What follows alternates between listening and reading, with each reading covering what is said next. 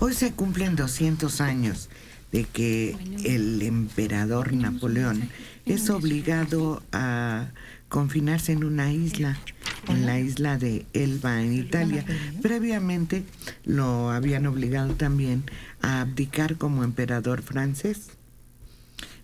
Y este día, 26 de febrero de 1815, se recuerda esa fecha, pero lo que a mí me hace recordar son las frases que pronunció en diferentes momentos Napoleón y que son tan actuales, que tienen tanta vigencia, que fueron frases tan contundentes, que en este momento pueden señalar lo que sucede en diferentes países, no solo en México. Tan vigentes como hace 200 años. Sí, Dora. Fíjate, esta que mencionamos en diferentes momentos, cuando quiero que un asunto no se resuelva, se la encomiendo a un comité.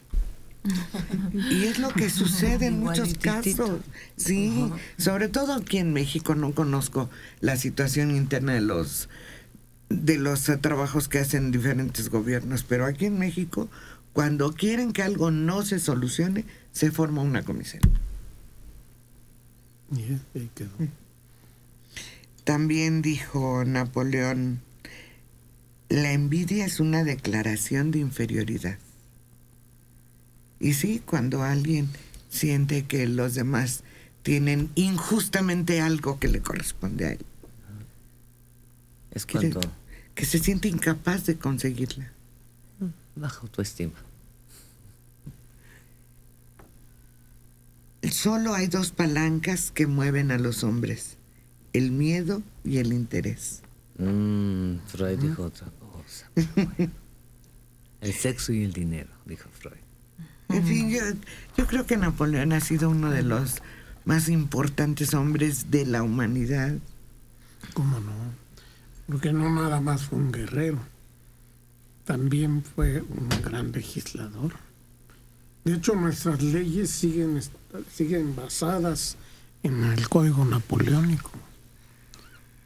La Constitución de Cádiz estuvo basada en el Código Napoleónico y de ahí han venido nuestras constituciones. O sea, tenemos mucho todavía del Código Napoleónico.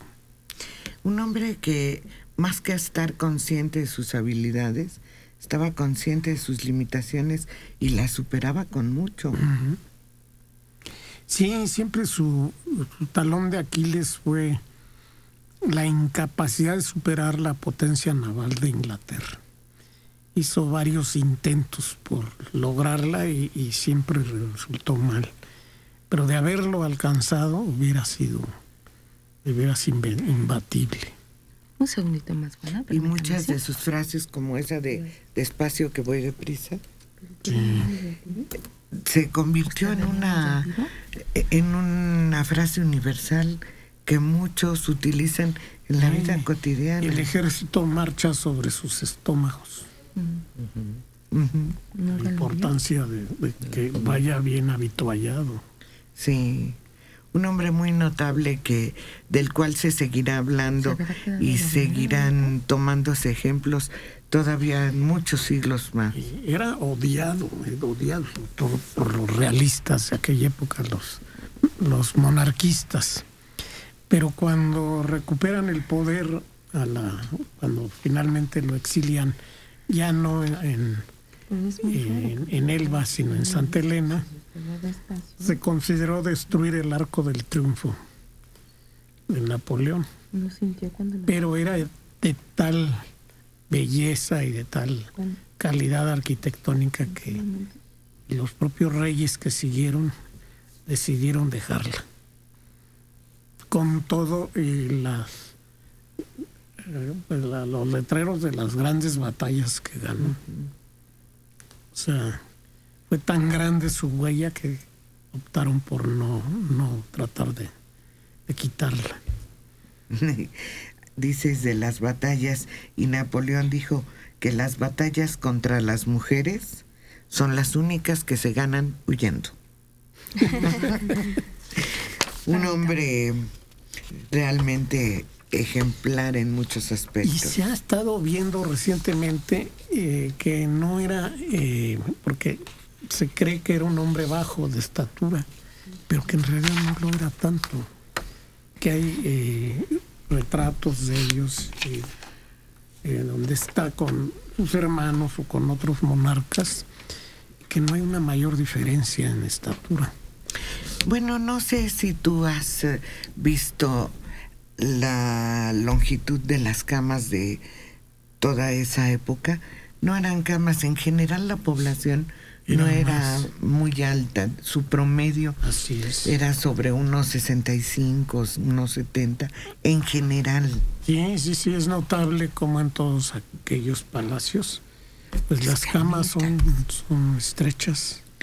A pesar de ser anchas, muy... Y no eran tan... No tenían una eran, longitud. no llegaban al 1,80, vamos. Bueno, había gente muy alta. El propio, uno que fue rey de Suecia y que era mariscal de Napoleón, Bernadotte, era un tipo de 2 metros.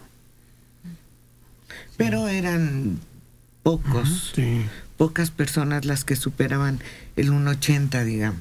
sí. En general, la estatura no era muy sobresaliente en esa época.